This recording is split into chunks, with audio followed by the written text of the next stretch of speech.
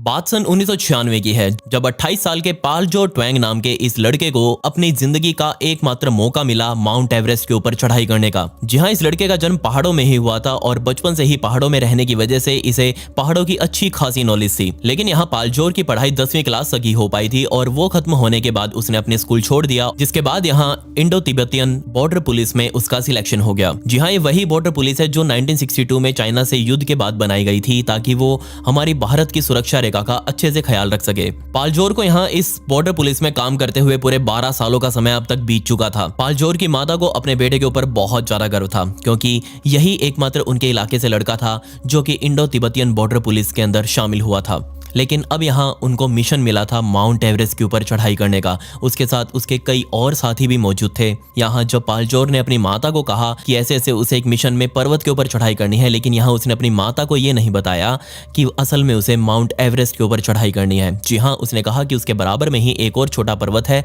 उसके ऊपर वो जाकर चढ़ाई करने वाले हैं। लेकिन बाद में उसकी माता को उसके दोस्तों से ही पता चला कि यहाँ पालजोर और कहीं नहीं बल्कि माउंट एवरेस्ट के ऊपर चढ़ाई करने वाला है। यहाँ पालजोर को तो नहीं, लेकिन उसकी माता को अच्छे से पता था कि ये माउंट एवरेस्ट असल में कितना खतरनाक हो सकता है। खैर, अब यहाँ इनका 1996 में मिशन स्टार्ट हो चुका था और मिशन के शुरुआत में यहाँ सब कुछ परफेक्ट चल रहा था। पालजोर और उसकी टीम माउंट एवरेस्ट के ऊपर चढ़ाई करना स्टार्ट कर चुकी थी, लेकिन ये सब कुछ ज्यादा लंबा नहीं चलने वाला था। इनकी किस्मत ज्यादा लंबे समय तक साथ नहीं देने वाली थी। ये पूरी यूनिट माउंट एवरेस्ट के नॉर्थ साइड से उसके ऊपर चढ़ाई कर रहे थे और यकीन मानिए आगे आने वाले समय में इनके गलत डिसीजन, गलत टाइमिंग और बहुत छोटी छोटी मिस्टेक्स बहुत ज्यादा भारी पड़ने वाली थी। असल में यहाँ दिक्कतें आनी स्टार्ट हुई 10 मई 1996 की सुबह से, जब इस पूरी यूनिट की आंख लेट खुली। असल में इनका प्लान था कि वो 10 मई की सुबह 3 बजे ही उठकर यहाँ चढ़ाई करनी स्टार्ट कर देंगे, लेकिन ये पूरे 4 घंटे लेट थे। जी हाँ, 7 बजे इनकी आंख खुली और यहाँ उन्होंने चढ़ाई करनी स्टार्ट करी पूरे 8 बजे। और यहाँ हालात मौसम भी बिगाड़ चुका था।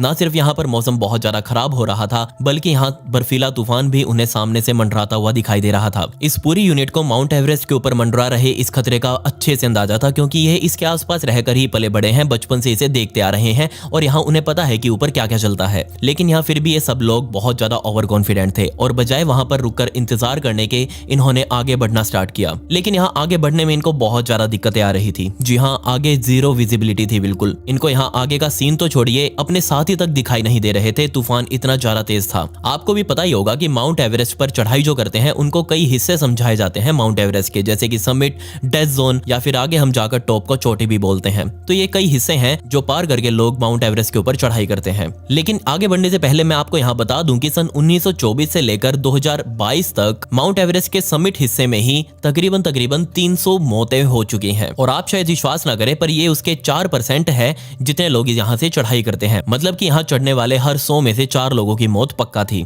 अब बात सही भी है, आप आसमान में 5.5 किलोमीटर की ऊपर चढ़ाई कर लेंगे तब ऑब्वियसली आपके दिमाग पर भी असर पड़ेगा, आपके शरीर के ऊपर भी असर पड़ेगा और इससे आप गलत डिसीजंस भी लेंगे। और यहाँ इस पर्वत के माहिर खिलाड़ी जिन्होंने इस पर्वत को कई बार फतेह किया है, उन्होंने इस पर्वत का जो टॉप है और उससे पहले का आधा मील इस इलाके को नाम दिया है डेथ जोन का। और ऐसा इसलिए क्योंकि जब आप इस डेथ जोन वाले इलाके में होते हैं तब आपका शरीर लगभग मौत की कगार पर ही होता है। सबसे पहला रीजन है ऑक्सीजन। जी हाँ, वहां ऑक्सीजन लगभग ना के बराबर है और आपके जो सेल्स हैं शरीर के वो अपने आप ही मरना चालू कर देते हैं। और यहाँ कई बार ऐसा देखा गया है कि जो लोग अपने आप को बहुत ज्यादा फिट समझते हैं उनको भी यहाँ पर हार्ट अटैक आना बहुत आम बात है। जो लोग यहाँ चढ़ाई करते हैं वो खड़े खड़े ही अपनी जान दे देते हैं, ऐसा यहाँ का माहौल होता है। अब आप सोच कर देख लीजिए कि यह चीज कितनी खतरनाक है। लेकिन यहाँ इससे भी एक और बड़ा खतरा मौजूद है और वो है समिट फीवर। जी हाँ, लोगों को कहा जाता है कि आप इस डेथ जोन के समिट में ही जाकर वापस आ जाएंगे, आप ऊपर चढ़ाई नहीं करेंगे इससे ज्यादा। लेकिन फिर भी लोग रूल्स तोड़कर ऊपर जाने की चाहत में आगे चलते जाते हैं। उन्हें पता ही नहीं होता कि आगे कितना बड़ा खतरा उनके लिए मंडरा रहा है। और यहाँ पालजोर और उसके 3 साथियों को भी स्ट्रिक्ट ऑर्डर्स दिए गए थे कि वो भी समिट जोन से ही वापस आ जाएंगे। साथ ही उन्हें यह भी कहा गया था कि अगर शाम 3 बजे तक वो डेथ जोन तक नहीं पहुंचे तो वो वापस वहीं से मुड़ जाएंगे जहां पर वो होंगे। इससे आगे बढ़ने की उन्हें परमिशन ही नहीं दी गई थी। लेकिन अब क्योंकि ये पूरी टीम लेट चली थी, वो भी 4 घंटे, तो 3 बजे तक वो डेथ जोन में लगभग लगभग बस एंटर ही करे थे, इससे आगे वो नहीं बढ़ पाए थे। अब आपके सामने आधा मील दूर आपकी मंजिल खड़ी है और आप इतने उसके पास हो तो ऑब्वियसली यहाँ कोई भी नहीं चाहेगा कि वो इतनी दूर आकर यहाँ से वापस मुड़ जाए। पालजोर के साथ यहाँ जो 3 उसके साथी थे उसमें एक कमांडर भी था जिनका नाम हरभजन सिंह था। वो इस टीम में सबसे पीछे पीछे चल रहा था और जैसे ही 3 बजे उन्होंने सभी को इशारा कर दिया कि अब हमें यहाँ से वापस निकल जाना चाहिए, क्योंकि यहाँ मौसम खराब होने की भविष्यवाणी पहले से ही वैज्ञानिकों ने की हुई है और हमारे लिए और ऊपर जाना खतरे से खाली नहीं होगा।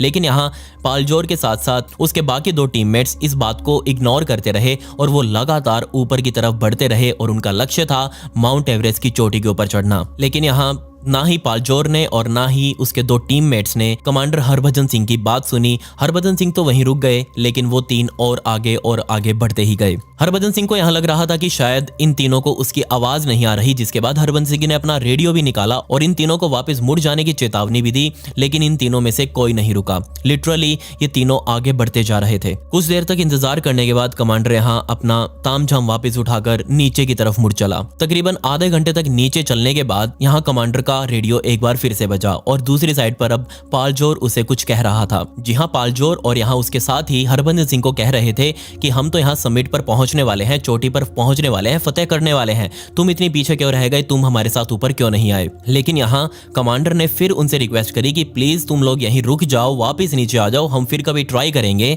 लेकिन यहाँ उन तीनों को अपना लक्ष्य दिख रहा था, पर उनके बराबर में ही खड़ा मौत का खतरा किसी को दिखाई नहीं दिया। हरभजन सिंह को पता था कि मौसम अब बहुत जल्दी बिगड़ने वाला है। उन तीनों ने वापस आने से नीचे मना कर दिया और कहा कि हम तो ऊपर जाकर ही वापस नीचे आएंगे। तकरीबन 2.5 घंटे बाद एक बार फिर से कमांडर हरभजन सिंह का रेडियो बजा और अब फिर से पालजोर और उसके दोनों साथी वहां रेडियो पर चिल्ला रहे थे कि हम चोटी तक पहुंच गए हैं, हमने माउंट एवरेस्ट को फतेह कर लिया है और हम यहाँ की कुछ फोटोज वगैरह क्लिक करके ही नीचे आएंगे। अब यहाँ ना सिर्फ पालजोर ने इंडिया के लिए एक बहुत बड़ा रिकॉर्ड कायम किया था, बल्कि यहाँ वो इंडिया के लोगों के लिए अब एक मिसाल बन गया था। जैसे ही यहाँ उन्होंने बताया कि वो ऊपर तक पहुंच गए हैं, नीचे बेस में मौजूद लोगों ने सेलिब्रेशन वगैरह स्टार्ट कर दिया और यहाँ पार्टी चल रही थी। पर यह पार्टी ज्यादा देर तक नहीं चलने वाली थी, क्योंकि जैसे ही ये जीत वाला रेडियो कॉल समाप्त हुआ वैसे ही मौसम बिगड़ना स्टार्ट हुआ और इस टाइम पर आए इस तूफान को बाद में ब्लिजर्ड ऑफ 1996 के नाम से भी जाना जाता है। बहुत तेज तूफान यहाँ माउंट एवरेस्ट से टकराया। आधी रात का समय हो चुका था और किसी को भी अब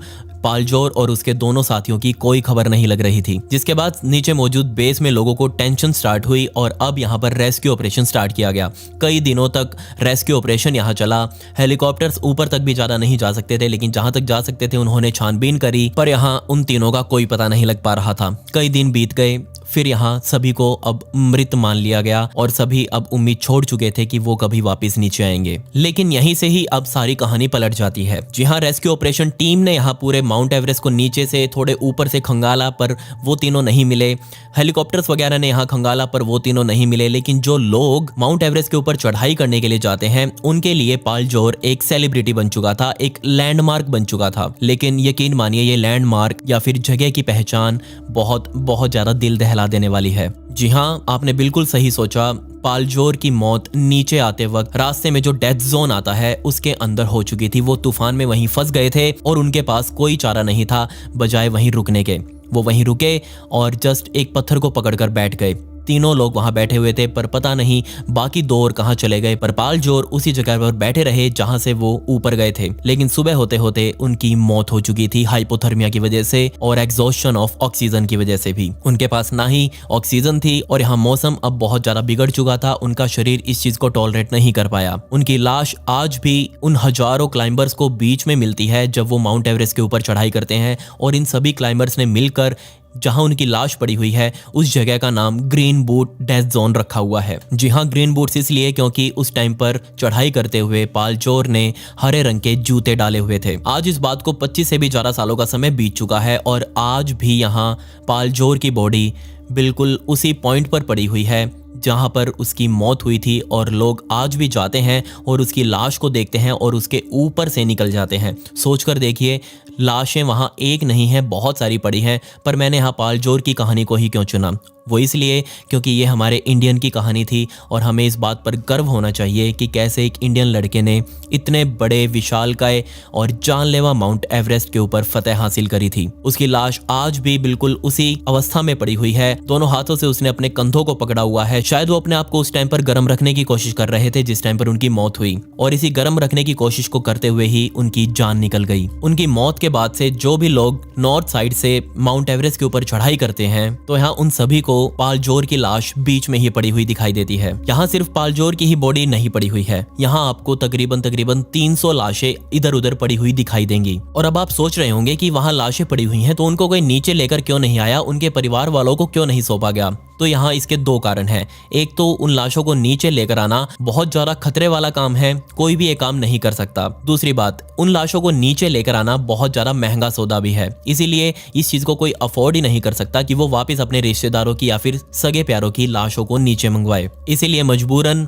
घर वालों को अपने सगे संबंधी की लाश को ऊपर माउंट एवरेस्ट पर ही छोड़ना पड़ता है। अगर आप कभी माउंट एवरेस्ट के ऊपर चढ़ाई करने की सोचें तो इस बात को जरूर याद रखें, जब आप ऊपर चढ़ेंगे और डेथ जोन के आसपास जाएंगे तो आप लाशों के ऊपर पैर रख रख कर आगे की तरफ बढ़ेंगे। और आज भी माउंट एवरेस्ट पर पड़ी हुई सभी बॉडीज में से पालजोर की लाश ही सबसे ज्यादा फेमस है, क्योंकि वही है जो सबसे पहले क्लाइंबर्स को दिखाई देती है। आप भी देख लीजिए किस हालत में पालजोर की लाश वहां पड़ी हुई है। सच में ये कहानी बहुत ज्यादा दिल दहला देने वाली थी।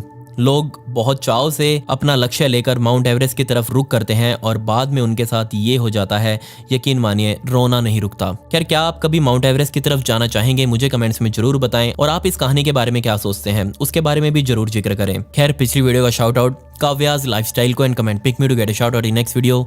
मिलते हैं अगली वीडियो में। ये वीडियो देखने के लिए धन्यवाद।